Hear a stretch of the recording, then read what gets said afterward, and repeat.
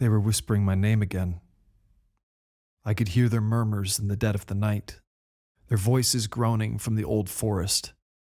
They came in through the window, the wind sighing with their words, low and lamenting.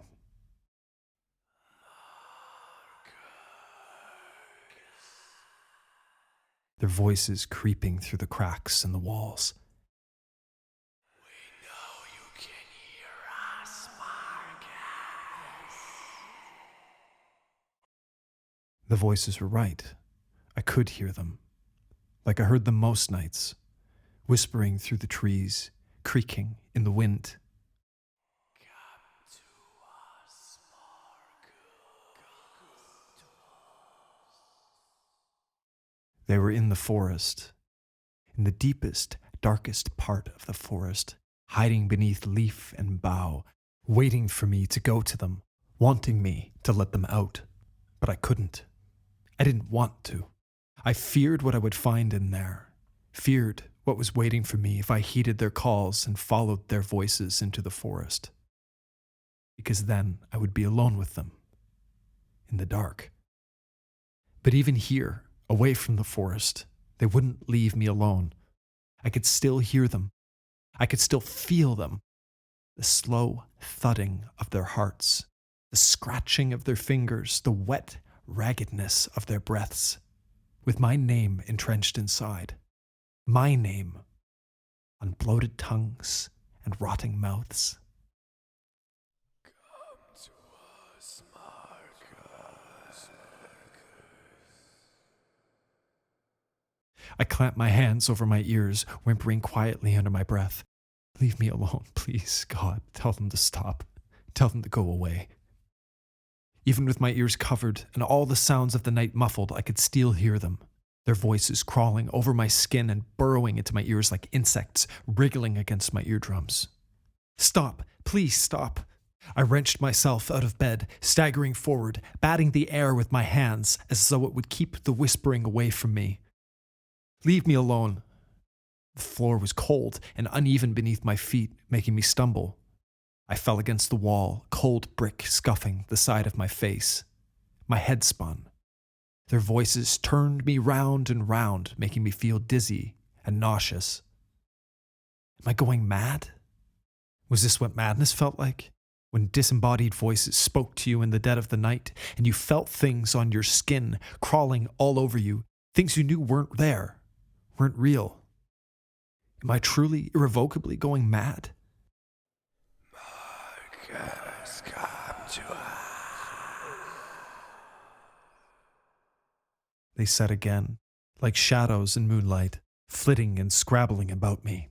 No, I whimpered, covering my face with my hands. I don't want to go. I don't want to. You have to, Marcus. We are waiting. What if they were? What if they wouldn't leave me alone? Wouldn't stop whispering to me in the dead of the night until I went to them? They couldn't hurt me, could they? Surely they couldn't touch me. They were trapped, and I had no intention of letting them out. They couldn't hurt me. I didn't realize I'd left the cabin until I felt a cold wind ruffle my hair from my face, and my tongue curled over the taste of soil and dew. I was outside. My feet were bare, and the ground was dewy and hard with frost. I should have gone back for my boots and coat. I should have, but I didn't. I hadn't realized how cold it would be. I started walking, clad in nothing but the thin ruffled cotton of my bedclothes, towards the copse of dark trees that brooded along the edge of my cabin. The forest whispered to me as I drew closer, in the voices of the ancient, wizened trees. It warned me of the darkness that lay ahead and the danger within. There's a monster in the forest, the trees told me. A terrible, terrible monster. But I kept walking because I knew the monster couldn't hurt me. Everything went cold when I was under the trees. The grass tapered off into harder, thicker ground, entrenched with rocks and brambles and sharp, jagged thorns. My feet were already bleeding, leaving a trail of red among the leaves. I went deeper, and the forest became darker, the canopy winding tighter together. It was a darkness that I could feel against my eyes and inside my mouth, stuffing its way inside me. And in that darkness I tripped. My body staggered forward, legs buckling, and I landed on all fours, my knees and hands buried in the dirt. My chin hit a piece of wood and soil flicked into my mouth, itching the back of my throat. And then there was something moving, wriggling around in my mouth. I hacked, trying to cough it up, but then there was more of them, crawling around inside my mouth, their tiny legs scratching the soft tissue of my throat, scuttling along my tonsils. I gagged, spitting them out. But before I knew it, the darkness cleared. There was nothing on the ground. Nothing in my mouth. Had I imagined it? I scrabbled over the ground, feeling the soil with my fingers, dry and flaked. And beneath that, the steady heartbeat of the forest. I could feel the even thump, thump, thump of a heart beating against my fingers, deep down in the soil, as though the forest was alive, breathing, ragged and slow, murmuring all around me. We are here, Marcus. The voices taunted, and I could feel those below me too, the rumble of voices below the ground, below the soil that was shifting and writhing beneath me. Come get us, Marcus. Let us out. Let us out. No, no, no, I cried hoarsely, scrambling back onto my feet, then tripping over something half buried in the ground, something hard and white. I fell, pulled myself back up, leaving bloody footprints behind me. Leave me alone! You can't hurt me! You can't! Down here, Marcus. Down here. I started running, further into the forest, deeper into the dark. I could hear the heartbeat all around me now, undulating in the soil beneath my feet, in the hollows of the trees, through the leaves and the thistles and the brambles that tore at my feet. I shouldn't have come. I shouldn't have listened to the voices. It was cold now, deathly cold.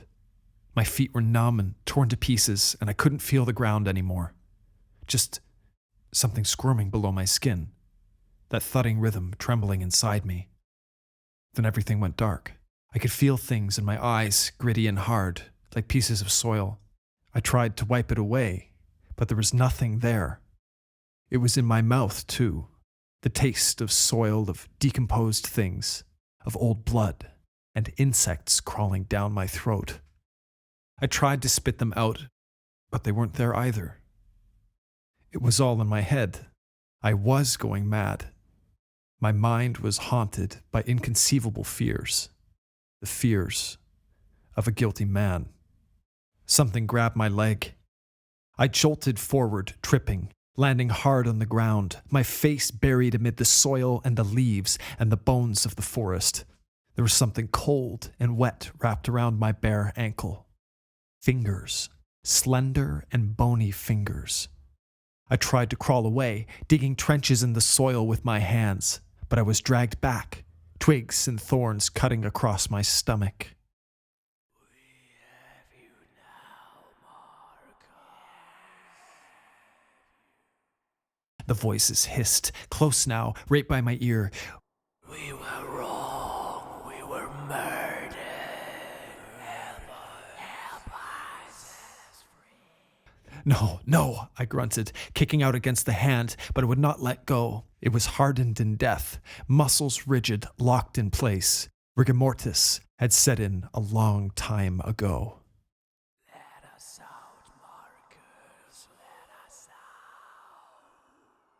The whispers grew to moans, low and hopeless, and then to shrieks, angry and vicious and hungry. Let us out. Out.